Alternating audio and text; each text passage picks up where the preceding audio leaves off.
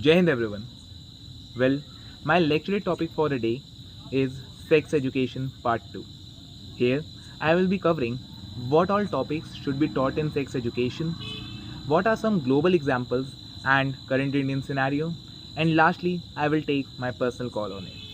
Well, starting with what all should be taught in sex education, the subject is very vast, but here are six factors which should be given the topmost priority, and these are as follows.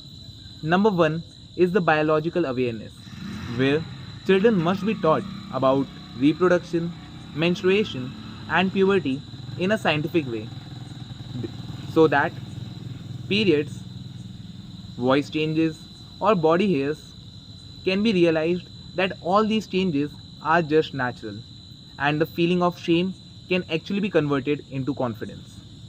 The number two is consent and boundaries. Children must be taught how crucial is the power of yes and no. Consent not only means intimacy, in fact, it means respecting someone's personal space and boundaries. With that comes our number three, which is the safe practices. Children must be taught about contraception and protection to STDs. It doesn't mean that it promotes sex. In fact, it prevents unsafe practices, indicating that awareness saves lives. With that, the number four is the gender equality. Sex education is actually responsible to break all those stereotypes that boys are strong or girls are weak.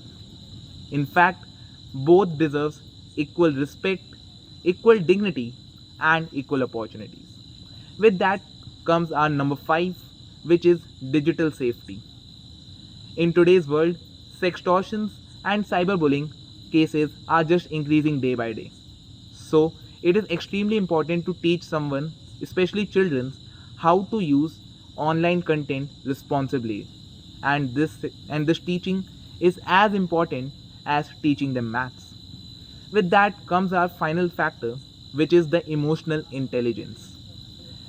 Well, relationships are not just physical, in fact, they are emotional. Teaching them respect, empathy, and self esteem could actually help them build healthy and strong relations. Let us talk about some global scenarios and compare them with Indian scenario.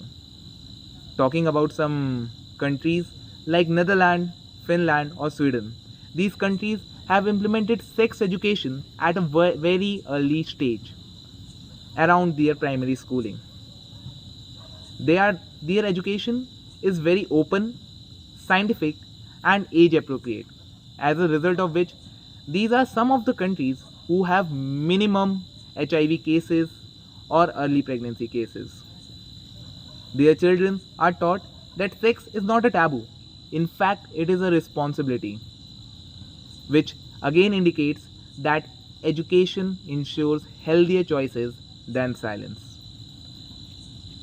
And at the same time, talking about Indian scenario, it is completely opposite. In 2007, 12 states banned sex education, indicating like they are reasoning for this that it spoils the children. Whereas the research shows exactly opposite. Whichever state implemented sex education, it has seen a drastic decrease in early pregnancy cases and drastic increase in HIV awareness. The new education policy, which has come up in 2020, indicates life sciences and health education, but its implementation on ground has been extremely weak and inconsistent. Well, if we will not come up or if we will again shy, the youth or our coming generations will get the data or information from unreliable or unsafe sources. With this, let us come to my personal call. I personally believe this sex education is not just another subject. In fact, it is an education for life.